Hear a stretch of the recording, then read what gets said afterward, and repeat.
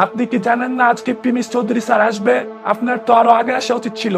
Sorry sir, আমি আগে আসার চেষ্টা করেছিলাম, কিন্তু লিফটের মধ্যে একটা ছেলের জন্য আসতে লেট হয়ে গেল।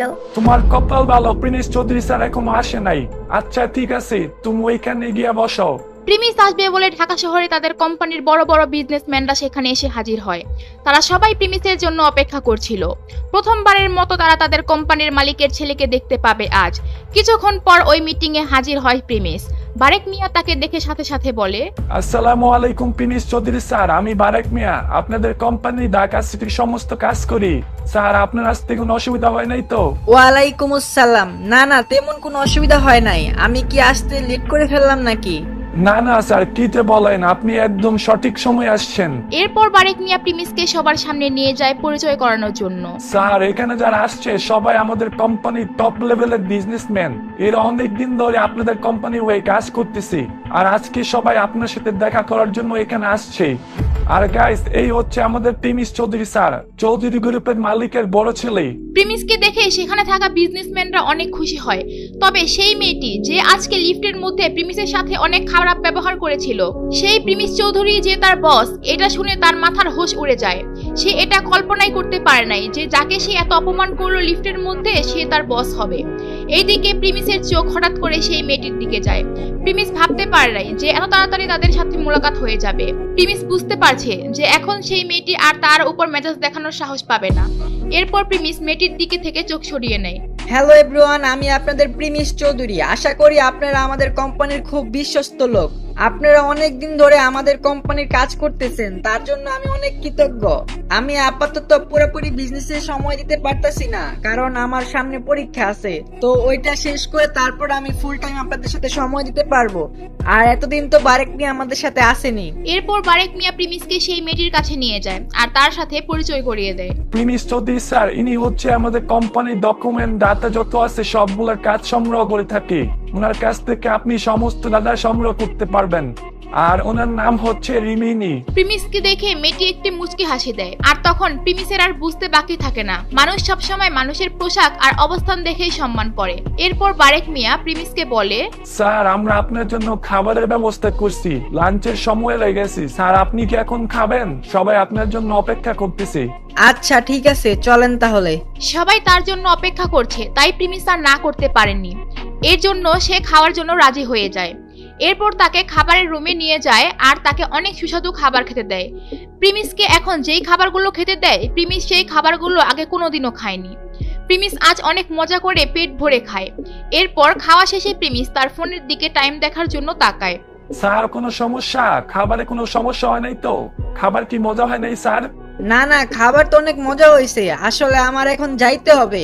আরেকটা জিনিস, কিছু খাবার কি পার্সেল করে দেওয়া যাবে? আমার বন্ধুদের জন্য নিয়ে যেতাম। প্রিমিসের কথা শুনে তাদের কোম্পানির বিজনেসম্যানরা ফিদা হয়ে যায় আর তাদের কোম্পানির ডাটা ম্যানেজার রিমিনিও অবাক হয়ে যায়। প্রিমিসের সম্বন্ধে তার খারাপ ধারণা পাল্টে যায় আর সবাই অবাক হয়ে এটাই ভাবতে থাকে যে সে এখানে এসেও তার বন্ধুদের কথা চিন্তা করছে।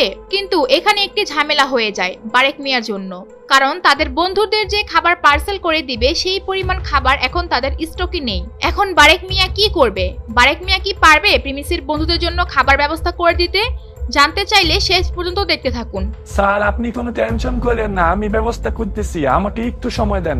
এরপর বারেক মিয়া ওইখান থেকে বের হয়ে সেই হোটেলের ম্যানেজারের সাথে যোগাযোগ করে আর তাকে ইমার্জেন্সি ওই খাবারগুলো বানিয়ে দিতে বলে।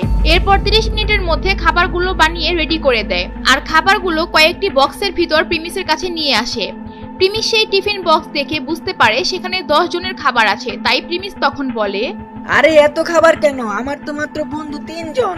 এত খাবার নিলে তো অপচয় হবে। আপনি এক কাজ করেন, যদি সম্ভব হয় তাহলে খাবারগুলো ফেরত দেন, আর না হয় বাকি খাবারগুলো যারা আছে এখানে তাদের মধ্যে ভাগাভাগি করে দেন। এগুলো শোনার পর ওইখানে থাকা সবাই অনেক খুশি হয়ে যায়, কারণ তারা এমন একটা বস পেতে যাচ্ছে যার মধ্যে কোনো অহংকার নেই। তারপর প্রিমিসের ব্যবহার দেখে সবাই মুগ্ধ হয়ে যায়। স্যার আমি আপনার এই খাবারগুলো গাড়ি পর্যন্ত আগায় দিয়ে আসি। না না, তার কোনো দরকার নেই, আমি নিয়ে যেতে পারবো। আর আপনাদেরকে অনেক অনেক ধন্যবাদ। অনেক ভালো লাগলো আপনাদের সাথে আমার সময়টা কেটে। আর আপনারা টেনশন করেন না, আমি এখান থেকে নেমে ট্যাক্সি নিয়ে চলে যেতে পারবো। এরপর প্রিমিস তাদের সাথে কিছু কথা বলতে থাকে আর এইদিকে সেই রিমিনি মেয়েটি আগে সেই রুম থেকে বের হয়ে তার গাড়ি নিয়ে প্রিমিসের জন্য অপেক্ষা করতে থাকে।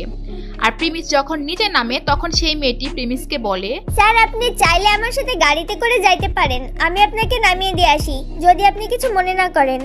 এটা বলে মেয়েটি প্রিমিসের দিকে তাকিয়ে থাকে। প্রিমিস যখন খাচ্ছিল তখনও দেখছিল মেয়েটি প্রিমিসের দিকে বারবার তাকাচ্ছিল। যখন মেয়েটি প্রিমিসকে তার গাড়ি দিয়ে যাওয়ার অফার করে প্রিমিস চিন্তায় পড়ে যায়। তার মন চাচ্ছিল একবার যাওয়ার জন্য আবার না যাওয়ার জন্য। না যাওয়ার কারণ হচ্ছে সে যদি এত দামি গাড়ি নিয়ে তাদের কলেজে যায় তাও একটা মেয়ের সাথে, তাহলে কলেজের পোলাপান তাকে নানা প্রশ্ন করবে। আর মেয়েটির সাথে যাওয়ার কারণ হচ্ছে মেয়েটিকে দেখে প্রিমিসের ভালো লেগে যায় আর প্রিমিস তখন যাওয়ার জন্য রাজি হয়ে যায়। Thank you sir, thank you so much. Sir আপনার মনে আছে আমি আজকে লিফটের মধ্যে আপনার সাথে খারাপ ব্যবহার করে ফেলেছি। Sir I am really sorry, আমাকে মাফ করবেন। আসলে আমি বুঝতে পারি নাই, কারণ অনেক ছেলেই আছে যারা মেয়েদের সাথে ইফটিজিং করার চেষ্টা করে, তাই আমি আপনাকে ভুল বুঝে ফেলেছি। Sorry sir. আরে সমস্যা নাই, ভুল তো আমারও হয়েছে। আমিও তো আপনার দিকে তাকিয়েছিলাম আর হুট করে হেঁচে আইসা পরে আর ভুল হয়ে যায়। আসলে আই এম রিয়েলি সরি, আমার এমনটা করা ঠিক হয় নাই। স্যার আপনি কেন আমার কাছে মাপ চাচ্ছেন? আপনার তো কোনো দোষ নাই, আর আমার তো কপাল ভালো আপনার মতো এত বড় একজন মানুষ আমার দিকে তাকাইছে, আমি তো ধন্য। আর স্যার আমার এই রুড ব্যবহারের জন্য আপনি মাইন্ড করেন না, প্লিজ প্লিজ স্যার। এরপর প্রিমিস দেখছিল এই মাফ চাওয়া নিয়ে বারবার সময় নষ্ট হচ্ছে, তাই সে বলে আচ্ছা ঠিক আছে গাড়িতে ওঠো, আমার আবার একটু দেরি হয়ে যাচ্ছে। এরপর প্রিমিস আর রিমিনি গাড়িতে ওঠে আর গাড়ি যেতে থাকে প্রিমিসের কলেজের দিকে। আর সেই সময় প্রিমিস অমিতকে ফোন দেয়। হ্যাঁ অমিত, কই তুমি এখন? এই তো আমরা এখনো হসপিটালে আছি। ও আচ্ছা, কোয়েলের কি অবস্থা? ও এখন কেমন আছে? কোয়েল ভালো আছে, সুস্থ আছে, কোনো টেনশন করার কিছু নাই। ও আচ্ছা আচ্ছা ঠিক আছে, তাহলে আমি কল রাখি। এরপর প্রিমিস ভাবতে থাকে সে কলেজে গিয়ে তার হোস্টেলে যাবে নাকি কোয়েলকে দেখার জন্য হসপিটালে যাবে। আর এইদিকে খাবারগুলো ঠান্ডা হয়ে যাবে, তাই সে চিন্তা করে হসপিটালে যাওয়ার। আচ্ছা গাড়িটা একটু সিটি হসপিটালের দিকে নিয়ে যান, আমার বন্ধুরা ওইখানে আছে, ওইখানে আমাকে নিয়ে যান। আচ্ছা ঠিক আছে স্যার, আমি আপনাকে নিয়ে যাচ্ছি। এরপর গাড়ির মধ্যে প্রিমিস আর রিমিনির মধ্যে অনেক কথাবার্তা হয় আর এইভাবেই গাড়ি হসপিটালে চলে আসে। তারপর তারা দুইজন গাড়ি থেকে নেমে আসে। প্রিমিসের মন চাচ্ছিল রিমিনির সাথে আরো কিছুক্ষণ থাকতে, কিন্তু তারপরও প্রিমিস রিমিনিকে বাই বলে দেয়। প্রিমিস হসপিটালে যাওয়ার পরে কি হবে? কোয়েল কি প্রিমিসকে দেখে রেগে যাবে নাকি খুশি হবে? আর প্রিমিস এত দামি খাবার নিয়ে তাদের কি দিবে, তারা কি মনে করবে? সো গাইস, সেগুলো যদি আপনারা জানতে চান বা নেক্সট পার্টটা যদি আপনারা দেখতে চান তাহলে আপনাদের আমাদের সেকেন্ড চ্যানেল সাবস্ক্রাইব করতে হবে, কারণ আমরা নেক্সট পার্টটা আমাদের সেকেন্ড চ্যানেলে আপলোড করব।